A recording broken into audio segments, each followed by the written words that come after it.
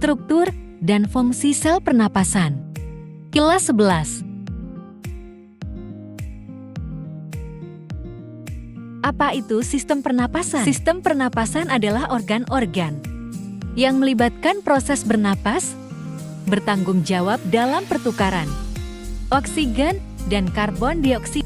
Beberapa organ pernapasan yang akan kita bahas. Rongga hidung. Hidung terdiri dari lubang hidung, rongga hidung, tulang hidung, serabut saraf, saraf pembau, dan selaput lendir.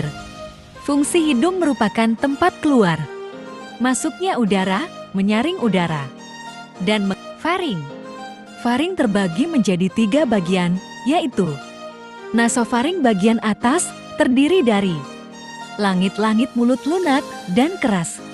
Orofaring bagian tengah, terdiri dari uvula dan amandal, dan laringofaring. Bagian bawah, terdiri dari epiglotis dan saluran menuju esofagus atau laring. Faring bahasa Yunani, pharynx adalah bagian tenggorokan yang berhubungan langsung dengan hidung dan rongga mulut dan terletak di depan tulang leher. Fungsi faring yaitu sebagai saluran untuk udara yang masuk dan juga keluar menuju tenggorokan. Laring kotak suara. Laring atau yang biasa disebut pangkal tenggorokan berfungsi sebagai tempat melekatnya selaput atau pita suara. Laring adalah saluran pernapasan yang membawa udara menuju ke trakea. Fungsi utama laring adalah untuk melindungi saluran pernapasan di bawahnya dengan cara menutup secara cepat pada stimulasi mekanik, sehingga mencegah masuknya benda asing ke dalam saluran napas. Trakea. Trakea terletak di depan kerongkongan dan terdiri dari tulang-tulang rawan berbentuk cincin. Pada trakea ini ada katup yang berfungsi untuk membuka dan menutup saluran pernafasan. Trakea atau batang tenggorokan adalah saluran yang memiliki diameter sekitar 20–25 mm dan panjang sekitar 10–16 cm. Trakea berbentuk tabung memanjang yang tersusun atas 20 tulang rawan, berbentuk cincin yang kuat tapi fleksibel. Bronkus cabang batang tenggorokan. Bronkus utama kanan memiliki diameter lebih besar, lebih berorientasi vertikal, dan lebih pendek dari bronkus utama kiri. Saat bronkus meluas ke paru-paru, mereka menjadi lebih kecil dan lebih sempit.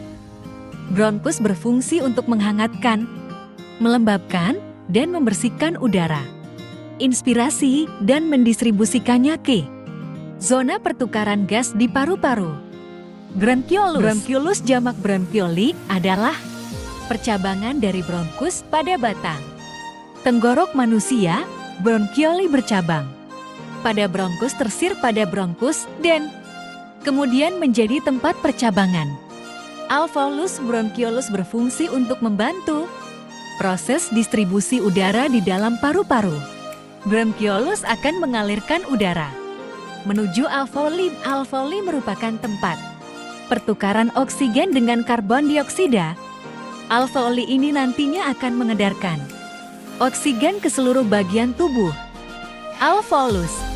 Alveolus terdiri dari lapisan epitel tipis dan sederhana serta matriks ekstraseluler yang dikelilingi oleh pembuluh darah kapiler.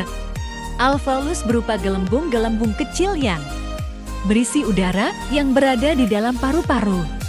Memiliki ukuran diameter antara 200 sampai 300 mikrometer. Kantam-kantam kecil alveolus merupakan pusat pertukaran udara di dalam sistem pernapasan manusia. Fungsi alveolus adalah untuk mengambil oksigen yang masuk ke tubuh dan melepaskan karbon dioksida. Diafragma.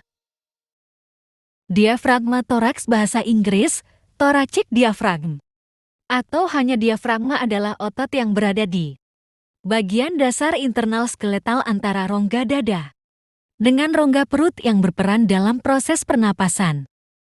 Ketika diafragma berkontraksi, volume rongga dada membesar dan udara masuk ke paru-paru.